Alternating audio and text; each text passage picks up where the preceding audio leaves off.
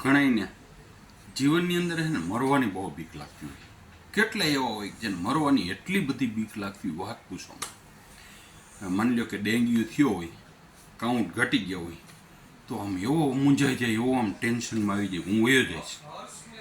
પછી ઘણી વખત છે ને છાતીમાં દુખતું હોય ગેસના હિસાબે, તો એને એમ થાય મને એટેક આવી ગયો છે. તો એટલે મરવાની છે ને બહુ બીક લાગતી હોય. નાનામાં નાની બાબતમાં એને મરવાની બીક લાગતી હોય અને ચિંતાય થતી હોય, હું એ જઈશ પછી મારા છોકરાઓનું શું થાય, ઓલું શું થાય, મારા ધંધાનું શું થાય.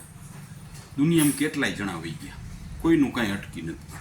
એટકું છે એવું તમારા ધ્યાનમાં છે કોઈ કે એ ભાઈ ગુજરી ગયો હોય, વાહે એના સંતાનનું કે એની પત્નીનું કે એના મમ્મી કોઈનું અટકી ગયું એવું?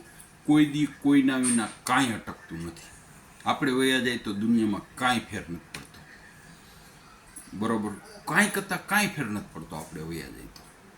અને બીતા બીતા જીવીને એનો કંઈ મતલબ નથી.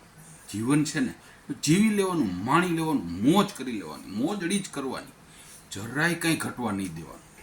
જો વયા જવાના ઈશું ને તો એ આજ જવાના ઈશું ને તો કાલે ખાવાના જવાના ઈશું તો 100% વયા જાઓ. બીવાની વાત જ નથી. હું તમને એક વાર્તા કહું. એક ભાઈ છે ને બહુ બીતો હતો કે હું મરી જઈશ તો આમ થાય. તો એ એસટી બસમાં જઈને આગળનો બેહે ને પાછળનો બે વચમાં બેહે. ભટકાય તો આગળવાળા મળે કે આગળથી ભટકાય તો વાહે કોક ઠોકી દે તો વાહેવાળા મળે કે. એટલે એવો બીતો તો ને વચમાં બેહતો. તો એકવાર સિટીમાં ક્યાંક બસ ઊભી હતી અને એક ખટારાવાળાએ થાંભલાએ ઠોકી અને એ થાંભલો બરોબર બસની વચમાં પડ્યો અને એ ભાઈ ગુજરી ગયો. એટલે જો આવવાનું હોય ને તો ગમે ત્યાંથી આવે, એમાં આપણું હાલે જ નહીં. અને નથી આવવાનું તો ટાઈમે જ આવશે, બીવાનું નહીં. ગમે એવું આ થાય, ગમે એવો રોગ થાય, ગમે એવી મુશ્કેલી, મરવાથી કોઈ દી બીવાનું નહીં. બીજા નંબરમાં અત્યારે આપણી ઉંમર મોટી થઈ ગઈ છે. માની લો કે આપણે કાઘેર થઈ ગયા છીએ, કાગીલઢા થઈ ગયા છીએ, તો શું કામ ભાઈ મરવાનું બી? મરશું તો નવો અવતાર આવશે તો બાળક થઈને આવશું. એ મોજથી કોઈ ટેન્શન વગરની જિંદગી. નવો અવતારમાં તો આપણે બાળક થઈને જ આવશું, તો એ મોજથી જીવશું. તો આપણે શું કામ ભાઈ એની ટેન્શન રાખવું જોઈએ? બરાબર?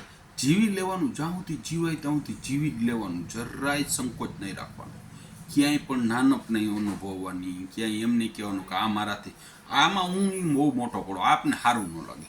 અરે ભાઈ, માણવાની વસ્તુ જે હાલે બધી માણી લેવાની.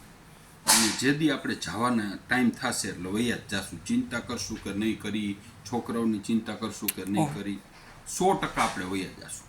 અને નવો અવતાર જ્યારે આવશે ને ત્યારે આપણે બાળા રાજા થઈને આવશું, રાજા થઈને. તો પછી શું કામ ચિંતા હે ભાઈ? હે, મોજથી રહ્યો ને, બીતા બીતા જીવવાનું જ નહીં, મોજથી જ જીવવાનું. એ જલસો જ મારવાનો, બરોબર ને? ભીખાલાલનું આવું માનવાનું છે.